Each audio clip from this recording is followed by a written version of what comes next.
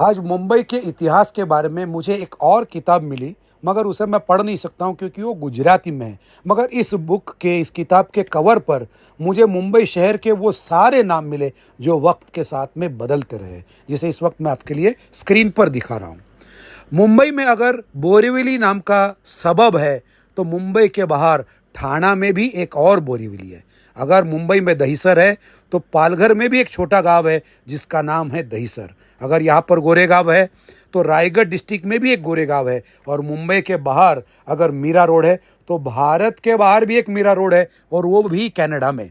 गुजरात में अगर मांडवी है, तो मुंबई में भी एक मांडवी है। और इस मांडवी के आगे तब एक ऐसा एरिया लगता था जहाँ पर हमेशा दलदल हुआ करती थी और घुटनों तक पानी हुआ करता था। जो भी वहाँ से चलकर भिंडी बाजार जाता था, उसके पैर ऑटोमेटिक धुल जाते थे और लोग देखते ही पहचान जाते थे और कहते थे, हा पायधुणी वर्ण आलाय ऐसे दिसते। इस पायधुणी एरिया को ड्राई करने के लिए अंग्रेज़ों ने एक अंडरग्राउंड नाला खोदा और यहाँ का सारा पानी वर्ली के समंदर में ड्रेन किया। ये नाला, जिसे मराठी में नळ कहते हैं, ये भिंडी बाजार के नीचे से जाता है। इसीलिए भिंडी बाजार को बाद में लोग नळ बाजार भी कहने लगे। मुंबई में जहाँ जो उगता था या जहाँ जो होता था, उसके वजह से एरिया के नाम पड़ने लगे। जहाँ पर सिर्फ खेती थी, वो एरिया बन गया खेतवाड़ी। जहाँ पर बैंगन उगते थे, वो बन गया बैंगनवाड़ी। इमली के पेड़ जहाँ पर थे, वहाँ का बंदरगाह बन गया छिंस बंदर। जहाँ पर रंगों का मार्केट था, वो बन गया गुलालवाड़ी। चंदन जहाँ पर अच्छा मिलता था, वो बन गई चंदनवाड़ी। और फणस यानी कटहल जहाँ पर उगते थे, वो बन गई फणसवाड़ी। ज्या आळीमध्ये खूप वडाची झाडं होती, ती झाली वडाची आळी, जिसे आज हम लोग वडाला के नाम से जानते हैं। गिरी यानी पहाड़, ग्राम यानी गांव। गिरी ग्राम बाद में बन गया गिरगांव। इस गिरगांव में जो लोग गौ पालन करते थे, उस एरिया का नाम हो गया गायवाड़ी। और ये गाय जिस टैंक में पानी पीने जाती थी, उस टैंक का नाम हुआ गोवालिया टैंक। ये गाय और बाकी के जानवर जहां पर चरते थे, उस जगह का नाम हो गया चरनी रोड। एक पहाड़ पर बहुत सारे बबूल की झाड़ियां थी, जहां पर बना एक शिव मंदिर।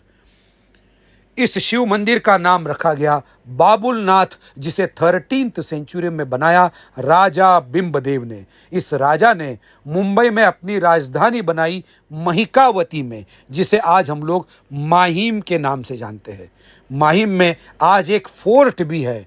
और इस राजा की और एक खास बात थी, इस राजा के पास थे 2500 हाथी। अब इन 2500 हाथियों को रखा कहा जाए, उनके लिए एक एरिया खाली कराकर उनके लिए एक स्पेशल तबेला बनाया गया, जहां पर इन हाथियों को रखा जाता है। उसे संस्कृत में कहा जाता है मातंगालय। यही मातंगालय वक्त के साथ बदलते बदलते हो गया माटुंगा। राजा बिंबदेव जिस गांव में एक पत्थर पर बैठकर न्यायदान करते थे, वो गांव बन गया न्याय गांव, जिसे आज हम लोग नायगांव के नाम से जानते हैं।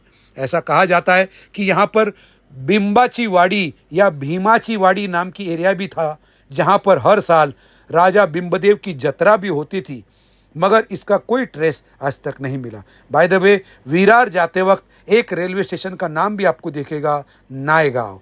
मुंबई में माहिम को राजधानी बनाने से भी पहले राजा बिंबदेव ने अपनी एक राजधानी पहले बसाई थी। उस जगह का भी नाम था माहिम, और ये माहिम है केळवे माहिम। यहाँ पर उनके बेटे प्रताप बिंब ने एक फोर्ट भी बनाया है, माहिम सा किला, माहिम फोर्ट। यहीं पर मैंने दर्शन लिए महिकावती देवी के।